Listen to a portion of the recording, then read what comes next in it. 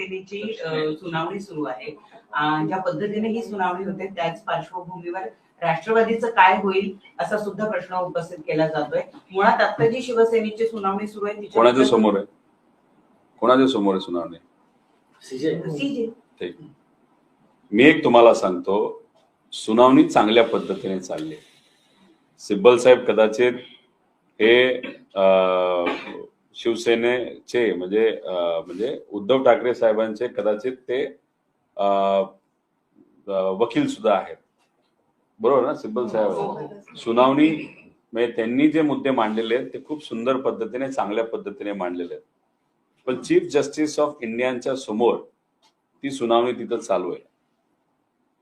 चांगला युक्तिवाद हा सिब्बल साहेबांकडनं केला जाईल. सुप्रीम कोर्टाकडनं सुद्धा काही प्रमाणात सरकारवर ताशेरे ओढले जातील. पण जेव्हा सुनावणी चांगल्या पद्धतीने होती आणि आपल्याला असं वाटतं की आता निर्णय हा ज्यांच्यावर अन्याय झाला त्यांच्या बाजूने होईल, तेव्हा निर्णय देताना मात्र मी तुम्हाला आजच सांगतो असं होऊ नये, कारण ते संविधानाच्या विरोधात आहे.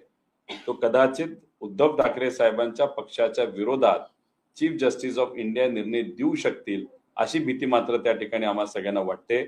कारण का चीफ जस्टिस ऑफ इंडियाचं जे काही वागणूक आहे गेल्या काही महिन्यांमध्ये, तर त्या सगळ्या गोष्टी आपण जर बघितल्या तर कुठेतरी सरकारच्या बाजूली झुकण्यासारख्या त्या आहेत.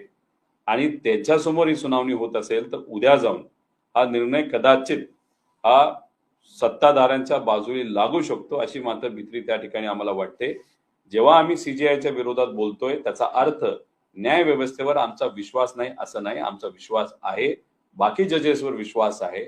पण एखादी व्यक्ती जेव्हा खूपच सरकारच्या बाजूने झुकलेली वाटते त्यांच्यासमोर एखादी सुनावणी होत असेल तर सुनावणी सुंदर होईल.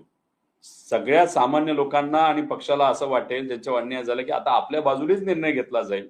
पण आम्हाला दोनदा अनुभव आलेला आहे माझ्या व्यक्तिगत जीवनामध्ये की एखादा फोन आला नाहीतर कुणीतरी दबाव टाकला तो निर्णय त्या ठिकाणी बदलला जातो.